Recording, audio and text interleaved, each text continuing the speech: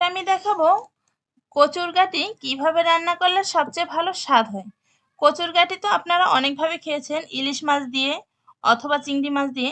আজকের আমি অন্যরকম একটা মাছ দিয়ে রান্না করে আপনাদের সাথে শেয়ার করছি এবং সেরা স্বাদের এই রেসিপিটি আপনারা যদি বাড়িতে কখনো বানিয়ে না থাকেন অবশ্যই বানাবেন। সুপ্রিয় দর্শক, সবাইকে অনেক অনেক স্বাগত আমার চ্যানেলে একটি নতুন ভিডিও দেখবার জন্য। কচুরগাটির এই রেসিপিটি যদি আপনার ভালো লেগে থাকে তাহলে অবশ্যই চ্যানেলটি সাবস্ক্রাইব করার অনুরোধ রইল। কচুরগাটিগুলো আমার ছালানো হয়ে গিয়েছে, এগুলো একটু লবণ মেখে রেখে দিয়েছি। আর একটা মাছের দু পিস মাথা নিয়ে নিয়েছি।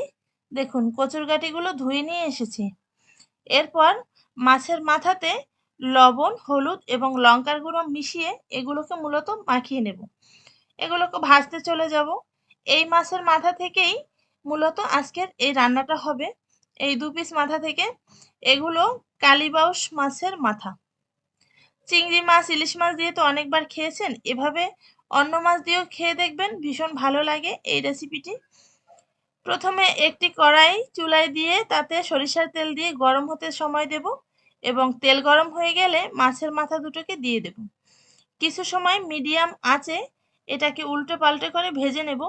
খুব আস্ত থাকার প্রয়োজন নেই, যেহেতু এটা তরকারির মধ্যে মিশে যাবে, গলে ভেঙে গেলেও কোনো অসুবিধা নেই।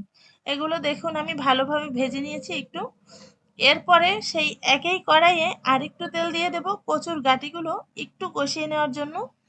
প্রথমে মশলা কষাতে হবে, সেজন্য ফোড়নের জন্য একটা লঙ্কা আমি চিড়ে দিয়েছি দুভাগ করে, আর একটা তেজপত্র দিয়েছি, আর দিয়েছি হাফ চামচ মতন জিরা। ফোড়ন হয়ে গেল, একটু সময় ভেজে নিতে হবে। এরপরে এখানে বাকি মশলাগুলো অ্যাড করব।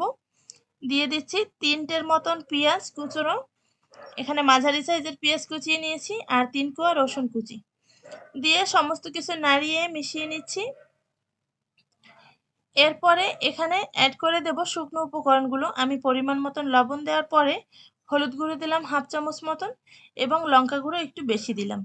যেহেতু কচুর ছড়া সেহেতু একটু বেশি মরিচের গুঁড়ো দিতে হবে যাতে লাল লাল হয়।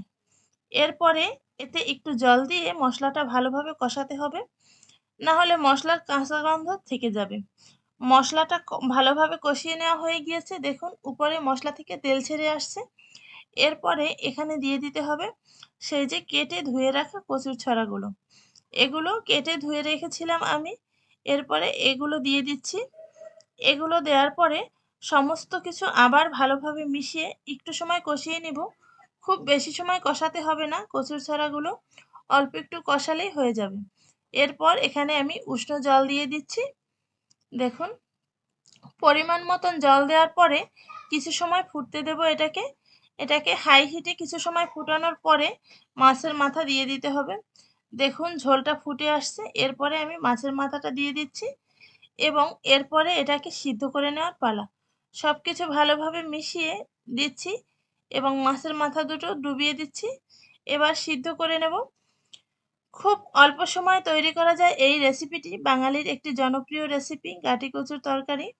আমার তো ভীষণ ভালো লাগে। দুপুরের থালিতে অথবা রাতের খাবারেও আপনারা এই রেসিপিটি তৈরি করতে পারেন।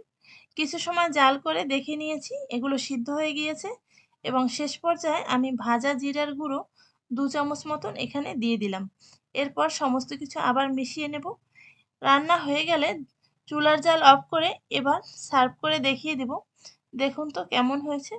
একটু ঝোল ঝোল রাখতে হবে, এই ঝোলটা বেশি সময় থাকবে না, কমে আসবে। এই রেসিপিটা আমার তো ভীষণ ভালো লাগে। কার কার ভালো লাগে অবশ্যই কমেন্ট করে জানাবেন। আর ভিডিওটি ভালো লাগলে অবশ্যই লাইক কমেন্ট করতে ভুলবেন না এবং অনুরোধ থাকবে আপনার ফ্রেন্ডস অ্যান্ড ফ্যামিলির সাথে শেয়ার করে ভিডিওটি সবাইকে দেখার সুযোগ করে দেবেন। আজকের মতন এখানেই বিদায় নিচ্ছি। সবাই অনেক ভালো থাকবেন, সুস্থ থাকবেন। টাটা। দেখা হবে পরবর্তীতে কোনো ভিডিওতে।